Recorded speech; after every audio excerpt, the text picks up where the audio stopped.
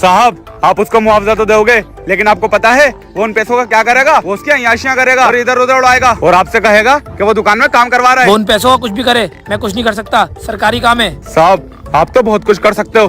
सोचो उन 15 लाख में से 5 लाख आपके हो जाएं तो किसी को पता भी नहीं चलेगा।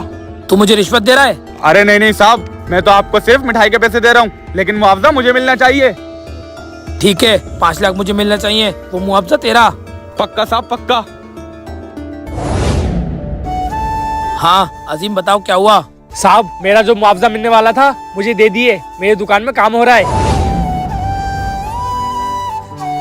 अरे रोहित, काम सही चल रहा है? हाँ अजीम भाई, काम सही चल रहा है, लेकिन फर्ज कल नहीं परसों तलक पड़ जाएगा। ठीक है, काम ध्यान से करना और अच्छे से।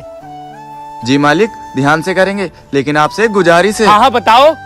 अगर आज जल्दी छुट्टी मिल जाती तो अच्छा होता, क्योंकि आज हमारी बिटिया का जन्मदिन है। हमको उसके लिए केक लेके ये जाना तो है। बहुत अच्छी बात है। ठीक है, चले जाना और अपनी बिटिया को मेरी तरफ से भी गिफ्ट दे देना, पैसे मैं दे दूंगा। धन्यवाद मालिक।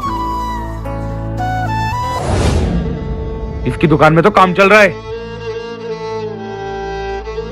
देखो तो लोगों को पैसे बांटे जा रहे हैं और एक मेरी दुकान, मक्खियां उड़ रही हैं। आखिर इसकी दुकान इतनी चलती क्यों है?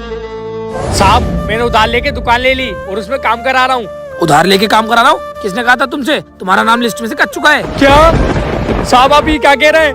मैंने आपके भरोसे कई लाख रुपए का कर्जा ले लिया। इसमें मैं क्या कर सकता हूँ? सरकारी काम ऐसे होते हैं, कभी किसी का नाम काट के किसी का लिख दिया जाता है, और अब तुम्हारी जगह तुम्हारे पड़ोसी आमिर का नाम लिख दिया गया है।